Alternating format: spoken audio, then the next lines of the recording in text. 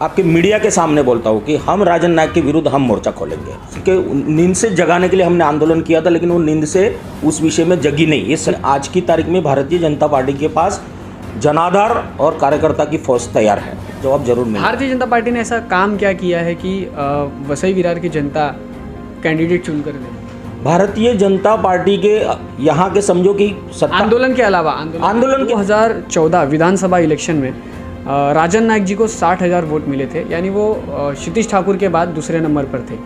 लेकिन उसके बाद भी महानगर पालिका में आपके एक भी नगर सेवक नहीं है। इसका कारण क्या है? ये जनता का आरोप है कि महानगर पालिका चुनाव में राजन नायक हितेंद्र ठाकुर के साथ अंदरूनी मिलीभगत होती है। इसका कारण सिर्फ एक ही है कि राजन नायक को महानगर पालिका चुनाव होने के बाद ठेका मिलता है।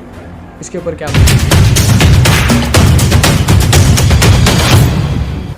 नमस्कार, मैं विशाल गुप्ता स्वागत करता हूं आपका वसई लाइव के तीखे सवाल इस शो में, जिसमें सवाल होंगे तीखे। इस समय हमारे साथ बातचीत करने के लिए उपस्थित है मनोज बारोट जी, जो वसई विरार के शहर जिला अध्यक्ष हैं। मनोज जी, सबसे पहले नमस्कार। मेरा सबसे पहला सवाल आपसे ये है कि आप लोगों ने, आपकी पार्टी वसई विरार में कई आंदोलन किए, लेकिन इस आंदोलन से वसई विरार को क्या फ़ायदा है? देखिए, पहली चीज़ तो मैं आपको ये बता देना चाहता हूँ कि आंदोलन करने की नौबत क्यों आती है। अगर सरकार अगर सही मायने में अपना कार्य करे तो आंदोलन करने की कोई ज़रूरत नहीं आती है। हमारा कर्तव्य जो था जनता को न्याय दिलाने के लिए, जैसे कि आपका आंदोलन का इशारा मेरे ख्याल से लगता है कि लॉकडाउन के अंदर एमएसपी का बिल को लेके जो आंदोलन था, वैक्सीन के लिए आंदोलन था, तो हमारा दायित्व था। तो जो महाराष्ट्र सरकार के विरुद्ध जो हमारा आंदोलन था एमएसपी को लेके, लेकिन सरकार जो है उसके नींद से जगाने के लिए हमने आंदोलन किया था, लेकिन वो नींद से उस विषय में जगी नहीं, ये सत्य है।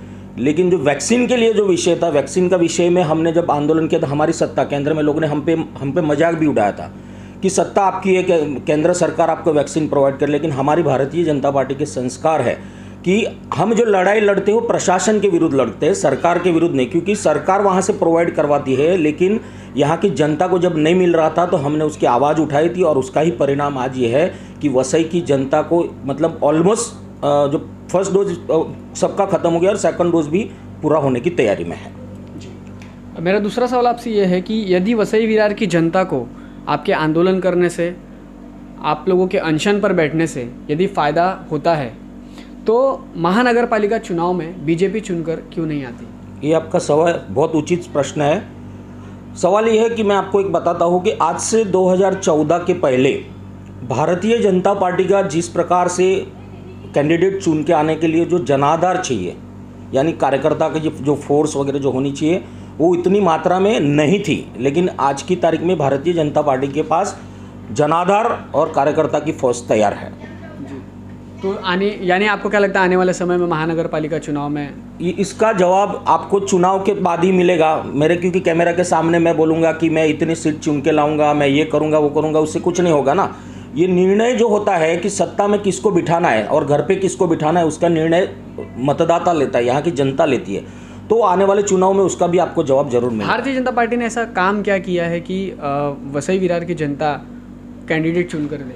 भारतीय जनता पार्टी के यहाँ के समझो कि आंदोलन के अलावा मैं आपको बताना चाहता हूँ कि देश के प्रधानमंत्री ने जो कार्य किया है, आज समझो कि आज कोरोना काल के अंदर 80 करोड़ जो इनको लोगों को मुफ्त में राशन दिया है। वसई के हर एक नागरिक को प्रधानमंत्री ने आज मुफ्त में कोरोना का वैक्सीन दिया है। 5 लाख तक की आज बीमा योजना दी है। जनधन खाते के थ्रू से कई महिलाओं को उन्होंने ये लॉकडाउन के अंदर पैसा भेजा है। और जो यहाँ के स्थानिक जो विषय है, स्थानिक जो है जनता के लिए जो विषय जो है, वो काम करने का काम जो होता है वो सत्ताधारियों का होता है। जो जिसके पास सत्ता होती है, चाहे वो भाजपा की हो तो किसी की भी हो, वो उसका दायित्व होता है। लेकिन जहाँ पे जो काम नहीं हुआ उस विषय को लेके भारतीय जनता पार्टी ने, आपने खुद ने भी देखा होगा कि गत 5 साल के अंदर पूरी ताकत लगा के लोगों के काम करवाए। ये आपने देखा होगा, चाहे कोई भी विषय रहने दो, हर विषय पे भारतीय जनता पार्टी ने आवाज़ उठाई है। मनोज जी, मेरा तीसरा सवाल ये है कि 2014 विधानसभा इलेक्शन में राजन नायक जी को 60,000 वोट मिले थे, यानी वो क्षितिज ठाकुर के बाद दूसरे नंबर पर थे। लेकिन उसके बाद भी महानगर पालिका में आपके एक भी नगर सेवक नहीं है। इसका कारण क्या है? नहीं, वही मैं बताया ना आपको कि राजन नायक जी कब लड़े? 2014 में लड़े। 2014 में लड़े। ये सच्चाई है कि भारतीय जनता पार्टी को 60,000 मत मिले, मतलब भारतीय जनता पार्टी का जनाधार था। लेकिन जो यहाँ पे जो क्षेत्रीय चुनाव जब आते हैं, महापालिका के चुनाव आते हैं, तो जो हमारे सिर्फ एक ही कैंडिडेट चुन के आया था, उसमें कहीं ना कहीं मुझे ऐसा लगता है कि हम जो यूटी में जब आज दिन तक हम जितने भी चुनाव लड़े वो यूटी में लड़े, यानी कि शिवसेना और भाजपा की यूटी में हम लोग लड़े, तो 115 सीट में से हार्डली भारतीय जनता पार्टी 27 से 28 सीट पे मेरे ख्याल से, मैं 100% मैं श्योर नहीं हूँ, मुझे एग्जैक्ट फिगर पता नहीं है, लेकिन पूरे वसई तालुका में शायद 27 से 28 सीट पर भारतीय जनता पार्टी चुनाव लड़ी थी। तो यूटी के अंदर ऐसा होता है कि जहाँ पे हमें सही मायने में हम जो जीत के आने वाली भी सीट होती है, तो ये कहीं ये यूटी निभाने के चक्कर में ऐसी सीट भी हमने छोड़ी है, तो उसके कारण हो सकता है कि इसका ही परिणाम हो सकता है। मेरा चौथा सवाल आपसे ये है कि ये जनता का आरोप है कि महानगर पालिका चुनाव में राजन नाइक, हितेंद्र ठाकुर के साथ अंदरूनी मिलीभगत होती है। इसका कारण सिर्फ एक ही है कि राजन नाइक को महानगर पालिका चुनाव होने के बाद ठेका मिलता है। इसके ऊपर क्या बोलना है आपका? देखिए, सवाल थोड़े तीखे हैं। नहीं, आपका सवाल बिल्कुल तीखा रहने दो, उसका कोई वादा नहीं है, क्योंकि क्या होता है, वसई तालुका के अंदर 30 लाख की लोक संख्या है आज की तारीख में, 30 लाख मुंह है। कहीं कुछ ऐसे भी लोग होते हैं जो पार्टी के अंदर जो अंदरूनी लोग भी है, इस तरह की अफवाहें फैलाते हैं, और कुछ लोग ऐसे होते हैं जो सत्ताधारी भी, कुछ लोग ऐसे होते हैं कि डिवाइड एंड रूल, यानी कि अगर इस तरह के अगर कार्यकर्ताओं के अंदर ऐसा घुसाया जाए तो हो सकता है कि पार्टी का संगठन टूटे। इसलिए इस तरह से आरोप करना बहुत आसान होता है, किसी के भी आरोप करना आसान होता है, उसको सिद्ध करके देवे।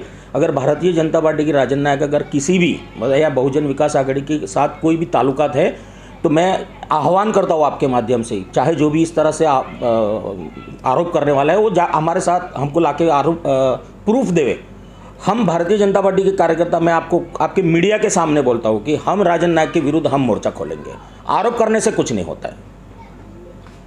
बहुत बड़ी बात कही आपने।